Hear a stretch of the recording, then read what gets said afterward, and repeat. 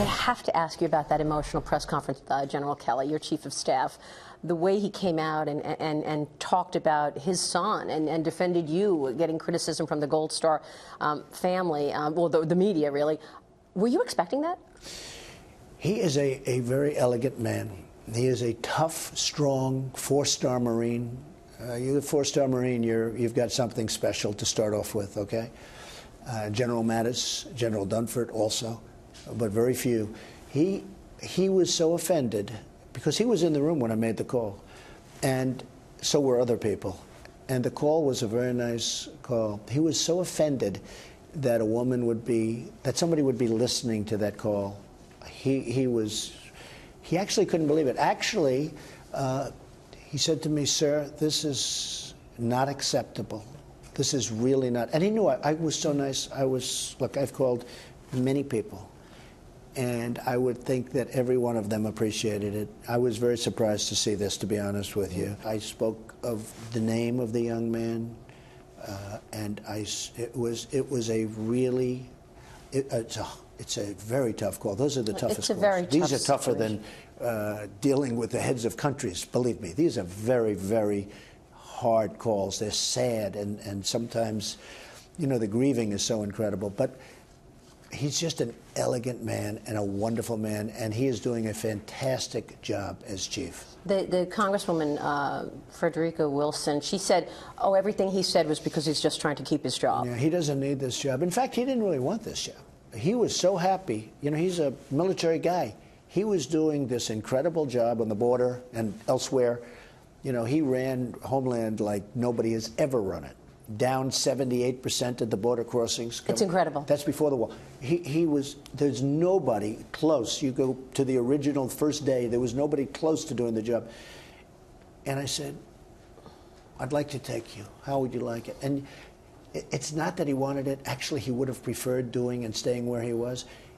He is a man that felt it would be important for the country. He does it for the country. He's not doing it for what he wants. He does it for the country. This is a very unusual man.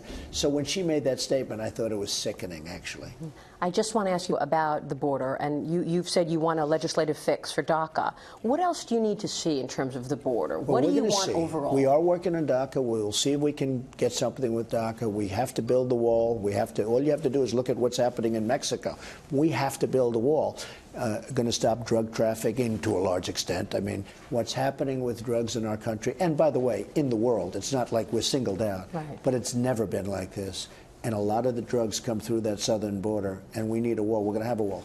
I would like to do something with DACA, and we are negotiating right now with the Democrats. We'll see if we can come up with a solution. But I can tell you, I and the Republicans are very open to it. We have to get something in return. We had Prime Minister Benjamin Netanyahu. Right. He commended you. He congratulated you for decertifying Iran. Do you think you're going to get the Europeans to support you in terms of sanctions, in terms of not selling technology to Iran? Honestly, I told them. They're friends of mine. They really are. I get along with all of them. Whether it's Emmanuel or whether it's Angela, I get along. I really like those people. I told them, just keep making money. Don't worry about it. We don't need you on this. You just keep making money. When Iran buys things from Germany and from France and from the various, billions of dollars, even us, they were going to buy Boeings. I don't know what's going to happen with the deal. We'll see what happens with the deal. But when they buy those things, it's a little harder for those countries to do something. Would they do it if I really was insistent? I believe they would. I told them, just keep making money. Don't worry. We don't need you on this one. And on North Korea, is our policy with China just about what it does with North Korea, or do we have a separate policy with China for something else? China has been... I've developed a very good relationship with President Xi. President Xi is right now going through his Congress, and it's going to be something very soon is going to happen. Right. That gives him something that few leaders of China have ever had, and I'm really good with that. And to be honest, when I told him this, I want to keep things very, very low-key until such time as he gets that. I want him to get that. I think he deserves it. He's a good man. But they have been helping us. They're closing off their banking systems to North Korea. They have cut the oil way down. Now, the banking systems we can see because it all comes through here, as you know. The oil, you can never really see what's going on, but the oil is way down. They're doing a lot of things. For the first time ever. For the first time ever. There was a recent article that said I have the greatest relationship of any president, the two of us, and I think we do. I really do. I don't want to be foolish. He's for China, and I'm for the U.S., okay? So we start off with that. But we do have a very good, I would say, an exceptional relationship. And China's really helping us. And we'll see with respect to North Korea. Look, 93% of the things going into North Korea come through China. China is big stuff. I believe he's got the power to do something very significant with respect to North Korea. We'll see what happens. Now, with that being said, we're prepared for anything. We are so prepared like you wouldn't believe.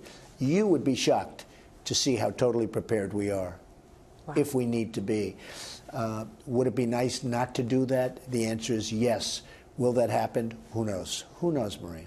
You can't tell companies what to do, right? Are you sure they're going to get that savings in the taxes in terms of bringing that $3 trillion back and use it to hire people, or are they going to buy back stock? Well, I think whatever they do, it's a positive. Honestly, whatever they do, it's a positive. Even if they buy back and they give people money, and the people are going to go spend the money, okay? And they'll, that's okay too. So, people have said that, supposing they keep the money or supposing they buy back stock. Well, if they buy back stock, the stock, the money's going to people, and they're going to go out and buy a something. I won't say. I was almost going to say something, but I won't say it.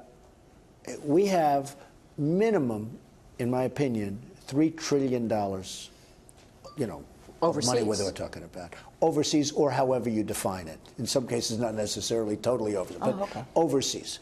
We have minimum $3 trillion. It could never come back. It's interesting. That's something that Democrats, for years, Democrats and Republicans agreed the money should come back. Who's not going to say the money should stay there, right? Everybody agrees. I would say unanimously, it was never done. It was never done because of lack of leadership, because of something. Now, it was not only the high tax. It was a very high tax. Nobody would pay it. I mean, unless you were desperate to get money, you wouldn't pay it.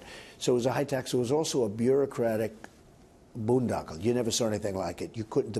I looked at the amount of work you had to do to get that money in, aside from the tax. Okay, all of that is going to be solved, and we're going to have $3 trillion, and I think it could be much more than that. We've been saying $2.5 trillion for years. You've been saying it. For years. We've been saying $2.5 trillion. Well, it's not $2.5 trillion anymore. I think it could be much more than that, and it could be up to $5 trillion. We'll see. We're going to know fairly soon because, for the most part, with the deeming and everything else, it's going to come in very soon. I think it's going to come in very quickly. But there's, at a minimum, $3 trillion coming into our country, and that money is going to be put to work one way or the other. So it's a great thing. It's a great plan. There's never been anything like it. It's the biggest and it's the best, and I think you're going to be very happy and you'll be impressed.